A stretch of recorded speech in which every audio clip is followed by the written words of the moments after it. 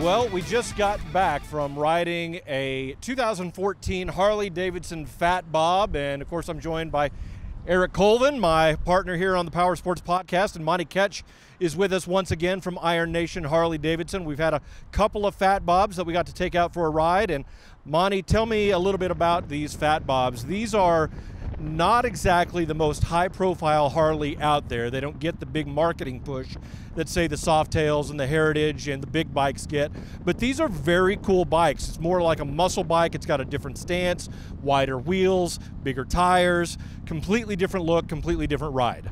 That's right, it really does. I really like the Dyna family of motorcycles. They're lightweight, they still got the big motor in them, so they're quick, easily adjustable, and they're very easy to transform and fix how you want your bike to be. Now on the Fat Bobs, for me they're more performance oriented also. They've got bigger tires on the front and the back. You've also got the dual discs up front, which gives you great stopping power. The drag bar setup is a little bit more aggressive setup, but it's not uncomfortable. It's still very comfortable to ride around town or even a longer distance ride on the bike. The seat's got plenty of cushion on it. It's got a nice little support in the back that doesn't make you feel like you're getting pushed off the back of the bike under hard acceleration. I like what they did to the fender the last couple of years also. They kind of cut the fender off and put the brake lights right there. It's got a really cool look to it. Yeah, these bikes used to have a boat tail style fender on it. They've recently changed them somewhere between 2013 and now, and they really have a great look. You've of course got the dual headlights on the front, which is different from any of the other Harley models, and you have the dual LED taillights now in the back embedded into the fender. Yes, and they said they're nice and they're bright. They come on quick, easy to see for the people behind you, so they don't come up on you too fast. Yeah. Eric, you and I both had a chance to ride this bike. I personally had a great time. This is much more my style compared to the Heritage Classic and the bigger touring bikes.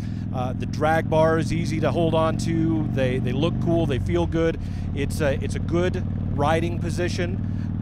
Not really used to riding with forward controls, and the shift for me was a little bit of a long throw to shift into the upper gears to pull my toe back, but I think it's just getting used to it. But for you, how did the ride feel?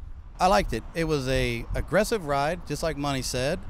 They've done a lot of improvement on the chassis. The chassis is it's a lot more of a firm ride, not a rough ride, but a firm ride. It turns a lot better. I think that has to do with the wheel geometry and the chassis geometry.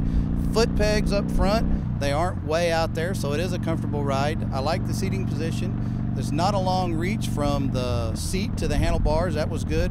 Throttle response is excellent in this motorcycle. It has lots of low end and mid-range power.